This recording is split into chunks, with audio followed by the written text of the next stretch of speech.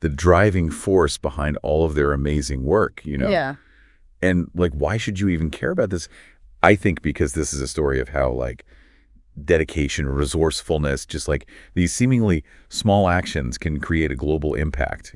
Yeah, no, I think the 1970s, like we often think about all the pop culture, the music and stuff, Mhm. but it's interesting to also see the rise of these impactful humanitarian initiatives like Handclasp that were also happening at the same time. Right. And what's interesting is that Handclasp story, it actually begins like even before its official founding, like back in 1971. Oh, wow. Maury and Lois Henrik, they were already like super involved in doing medical aid work through this group called Wings of Mercy. Hmm. Wings of Mercy. Interesting.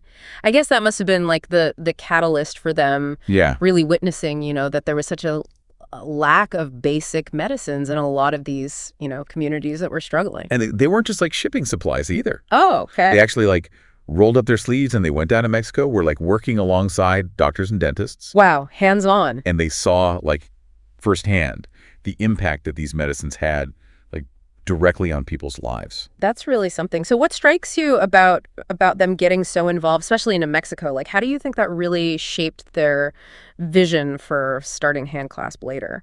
Well, it definitely seemed like they were driven by a lot more than just providing aid. Right. It was about like understanding the needs, Yeah. experiencing like the challenges firsthand, Yeah, being in it. being in it. Yeah. And that direct involvement probably gave them a much, deeper understanding of the complexities of trying to do medical aid work. Oh, for sure. I'm looking at this document from 1971 from Handclasp, Good. and it says that just a $1 donation could actually provide like $100 worth of medicines overseas. Wow. That's incredible. That's pretty impressive. I mean, how do you think they managed to do that? Was it like focusing on sourcing more affordable, like generic medicines, or were they partnering with pharmaceutical companies that were maybe offering like discounts? I'm thinking it was probably a lot of strategic partnerships, maybe even looking at like alternative supply chains, Oh, interesting. because they really did seem committed to like making every single dollar count. Yeah. And speaking of impact, there's this really powerful story about a young mother named Rosa, and it brings home the human element of the work that they were doing. Oh, Rose's story, yeah. That's a really, really poignant one. I mean, can you imagine like walking for days to reach a free clinic, in Mexico with your sick child in your arms, only to be told that there's no medicine left? Like that level of desperation. Must be heartbreaking. Yeah, it's got to be just devastating. Beyond, kind of the obvious emotional weight of that, how do you think a story like Rosa's may have shaped, how the Henriks approach like their whole aid distribution strategy? Did it maybe influence like what specific medical supplies they prioritized, or maybe even like the regions they focused on? That's a really thought-provoking question. It does make you wonder, like if encounters like that really fueled their commitment to providing essential, like readily available medications, Now, this might seem like a little bit of a detour, but Handclasp's early days, they actually coincided with that whole Jesus People movement of the late 60s, early 70s. Oh, really? And the Henrik sons, Dan and Chris, they were heavily involved in documenting that movement through something called missionary electronics. So it's interesting, right? Because you have Handclasp and then you have this Jesus People movement. They're seemingly separate, Right. but they both share this common thread of bringing hope and practical help to people who really need it, right?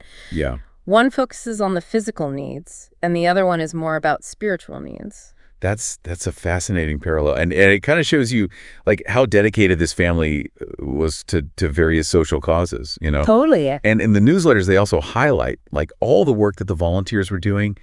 And it was tireless work. Oh, wow. They were packing and transporting a massive amount of supplies, medicines, equipment, even complete dental units. Wow, that's amazing. Logistical challenges are a huge part of humanitarian work, but they often get overlooked, Right. So I'm curious, like, how did Handclasp make sure that all this aid actually reached the people who needed it most? I mean, I'm guessing their early experiences, especially working in Mexico, really taught them the importance of like having efficient systems and reliable partners in place. Right. They were already shipping to places like Taiwan and Vietnam.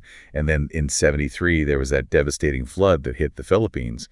And Handclasp responded, like, immediately. Yeah, that rapid response. That suggests that they already had a pretty well-established network, and logistical capacity. Yeah, they were growing, even in those early years. Totally. And it wasn't just about getting the aid there. It was about making sure that it was, like, good quality aid. Right.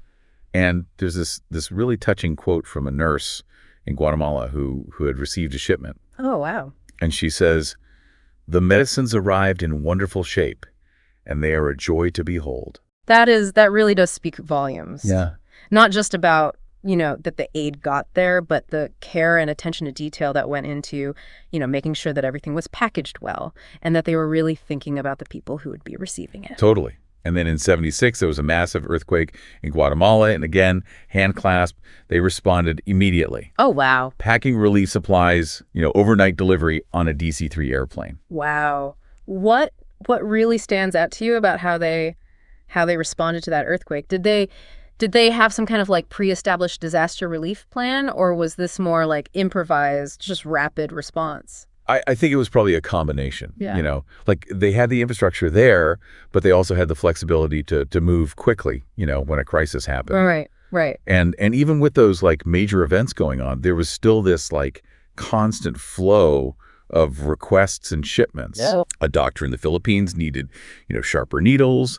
A clinic in Mexico, they needed specific medications. The need was just ongoing. Wow, they were really committed to consistently meeting those needs, huh? Yeah. That's remarkable, It wasn't just about these one-time events. It was this constant dedication. Right. It sounds like even in those really early years, Handclasp was building this foundation of responsiveness and really deeply understanding the needs of the communities that they were serving. Absolutely. Yeah, and as we go further into their journey, it's going to be really interesting to see how this foundation really shaped their, growth and how they evolved as an organization. Yeah. As Handclasp was expanding their reach, you got to think they were facing some pretty big challenges. Right. Maybe trying to navigate all the complexities of international aid, especially back in the 70s, Right. before, instant communication and all that.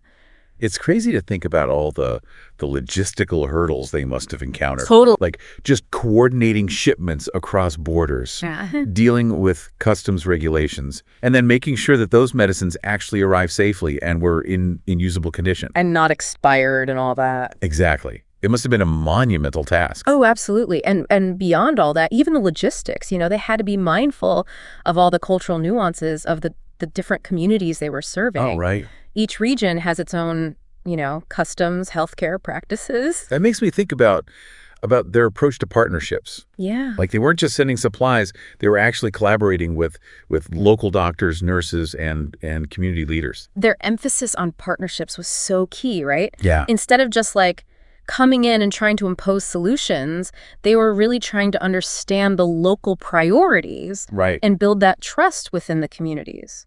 Yeah, that makes a lot of sense. What insights do you think we can take away from their approach to partnerships? Like, did they prioritize working with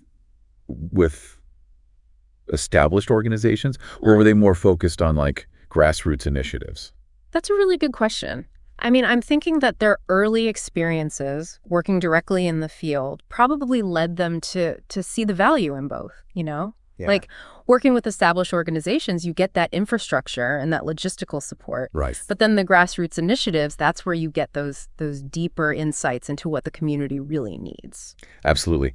We've been talking a lot about their successes. Yeah. But I'm kind of curious about the setbacks they might have encountered along the way. Right. I mean, no organization operates flawlessly, right? Oh, of course not. Especially in a field as challenging as international aid. Exactly. I'm sure there must have been times when shipments got delayed or even lost. Unexpected hurdles with customs, maybe even some misunderstandings with local partners. Oh, yeah, for sure. But they persevered, right? They did. It seems like they really approached those challenges as opportunities for learning and growth. Right. And that really speaks volumes about their commitment to their mission. For sure. Speaking of their mission, how do you think it evolved during those really formative years? Like initially, they were just focused on providing basic medical supplies. Right. That was the core. But it seems like as they gained more experience and their partnerships got stronger, they started to expand their scope Oh, totally. to include like specialized equipment and even training. Exactly. They started sending dental chairs, Wow. X-ray machines, even setting up these mobile clinics Oh. to reach those really remote areas, and that suggests, they were really getting a much deeper understanding of how complex healthcare systems really are. Yeah, it was like providing the basic supplies. That was just the first step. And then it became about equipping those local healthcare providers with the tools and the training to really deliver sustainable care. Right, right. But I mean, securing that specialized equipment Right. and delivering it and setting up those mobile clinics, that takes a whole other level of resources and expertise. Yeah, absolutely. So how did Handclasp manage that transition? I mean, I wonder if they maybe focused their fundraising efforts, on highlighting these new needs. Yeah. Or maybe they started looking for organizations that specialized in medical technology or training. Right. And really collaborating with them. It's clear they really started to see that addressing, healthcare needs holistically required a much more kind of multifaceted approach. Yeah, for sure. And underlying all of their efforts, it seems like there was this really strong belief in the power of individual action. Oh, absolutely. We tend to think of, these large-scale humanitarian efforts as needing these massive resources and, government interventions. Mm-hmm. But Handclasp's story, it really shows us that individuals who are really dedicated can make a huge difference. Yeah. I mean, it all started with Maureen Lois's passion, right? Right. And it was ignited by their own personal experiences. Yeah, they inspired people. Yeah, they rallied volunteers, they forged partnerships, and they inspired so many others to join their cause. It's amazing to see how those individual actions can have such a ripple effect. It really is. And it wasn't just them. Yeah. Every volunteer who packed a box, every donor who contributed, every doctor who shared their expertise, Right. they all played a vital role. Absolutely. And that grassroots spirit is still such a big part of their work today. Yeah. Their story, it reminds us that we don't have to be, wealthy philanthropists to make a real difference. Right. We can contribute our skills, our resources, our time Yeah. to causes that we really believe in. And it really does make a collective impact. Totally. Now, as we kind of move further into Handclasp's journey, I think it's really important to look at this pivotal moment for them. Okay. And that's their transition from being a primarily volunteer-run organization Right. to a more like structured and professionalized entity. Oh, yeah. I bet that transition must have presented some really unique challenges. For sure. I mean, how do you balance the need for, structure and efficiency while still keeping that heart and that flexibility that really fuels a lot of grassroots organizations? Right. It's a delicate act. It is. How did they manage to maintain those core values of compassion and responsiveness as they were growing so rapidly? And how did they navigate that tension between needing structure and also staying adaptable? Those are really crucial questions. Yeah. As we get into this transition in the final part of our deep dive, Yeah. we're going to uncover how Handclasp was able to maintain that delicate balance while also preserving that personal touch that really defined their early work. So as Handclasp kept growing, they ran into that classic dilemma. Yeah. How do you keep like the structure and efficiency that you need without losing the heart and soul that made you special in the first place? It's like walking a tightrope, isn't it? Yeah. Too much structure, can really stifle the innovation and that personal touch you get from grassroots organizations. Right. But without systems and processes, that growth can become, well, kind of chaotic, Right. unsustainable. Yeah. It looks like from the newsletters and the documents that you shared, Handclasp went through this transition really carefully. Yeah. I mean, they didn't just jump at every single opportunity, did they? I agree. They were very strategic about it, Yeah. Really focusing on partnerships that lined up with their core values and their expertise. So instead of just sending, whatever supplies they could find, they were really trying to figure out what the specific community needs were and connecting with hospitals and clinics that shared that commitment to quality care. Yeah, I see. And then as they got bigger, they brought in staff who are more than just skilled professionals. Oh, yeah. It seemed like they were finding people who really believed in Handclasp's mission. Well, you got to remember, this was still a family operation. Yeah. Maury and Lois's dedication, it was infectious. Yeah. It drew in people who wanted to make a difference, Yeah. not just punch the clock and get a paycheck. But they didn't forget about all the volunteers who were so important, Yeah. in the early days. Right, right. So how did they keep those volunteers engaged? Well, they recognized that volunteers were still their backbone, so they found ways to keep them involved in really meaningful roles. Oh, okay. Whether it was, sorting medicines, packing shipments, or even organizing fundraising events. So it was really a combination of the professional expertise and that passion from the volunteers that made Handclasp so unique. I think so. It's a model you see in a lot of successful nonprofits. Yeah. Recognizing that everyone brings something to the table, no matter what their background is, Right, right. And it all comes back to the impact on people's lives, doesn't it? It does. I mean, we heard Rose's story. Yeah. But there are so many others in these newsletters and reports. Right. There's the nurse in Guatemala, Right, who was just so grateful for those medicines, and the doctors in the Philippines who could finally perform surgeries because they had the equipment they needed thanks to Handclasp. Oh, it's powerful. It really is. Those stories remind us why this work is so important.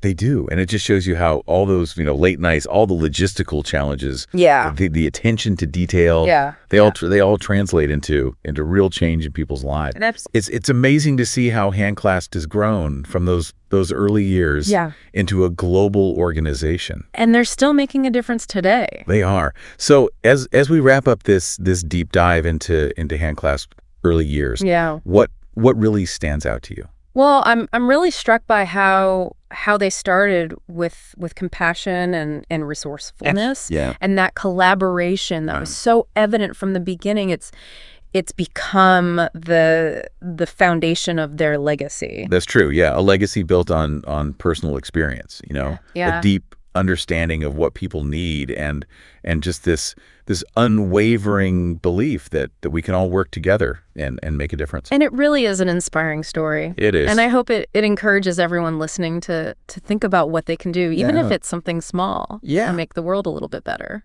Absolutely. Well, thanks for joining us on this journey. Yeah, this was great. Into the heart of Handclasp International.